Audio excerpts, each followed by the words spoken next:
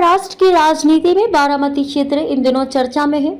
नमस्कार, मैं आपके साथ अंजना और आप देख रहे हैं टीवी 24 न्यूज लाइव। आइए बढ़ते हैं इस वक्त की बड़ी खबर की ओर।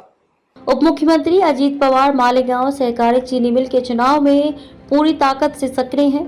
वे अपनी नीलकंठेश्वर पैनल के साथ 21 सीटों पर चुनाव लड़ रहे हैं और खुद अध्यक्ष पद के लिए उम्मीदवार हैं।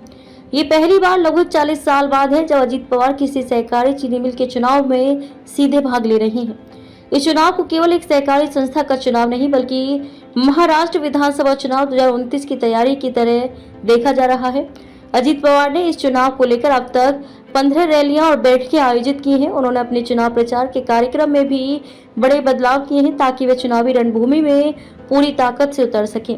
इस चुनाव में अजीत पवार के पैनल का मुकाबला बीजेपी के चंद्रराव तावरे के नेतृत्व वाले सहकार बचाओ शेतकरी पैनल से हो रहा है। दिलचस्प बात यह है कि बीजेपी और अजीत पवार की पार्टी राकांपा के बीच गठबंधन है, फिर भी बीजेपी ने तावरे को चुनाव से हटने के लिए नहीं कहा है और न ही अजीत पवार के पैनल का पूरी तरह समर्थन किया है।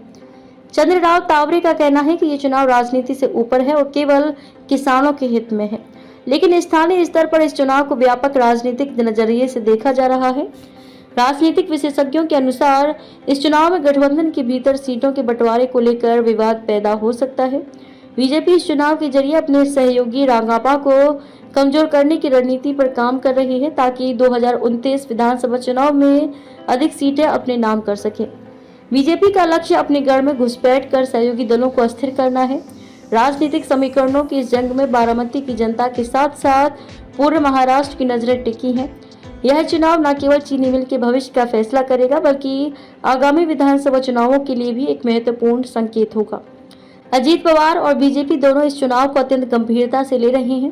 आगामी दिनों में इस चुनाव के परिणाम महाराष्ट्र की राजनीतिक दिशा तय करेंगे।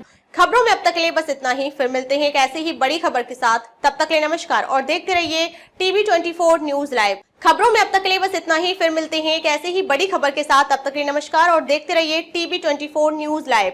अगर आपको वीडियो पसंद आया हो तो लाइक करें व शेयर करें। ऐसे लेटेस्ट अपडेट पाने के लिए बेल आइकन प्रेस करना ना भूलें। अगर आप हमें फेसबुक या फिर इंस्टा के माध्यम से देख रहे हैं तो हमारे पेज को फॉलो जरूर करें। धन्यवाद।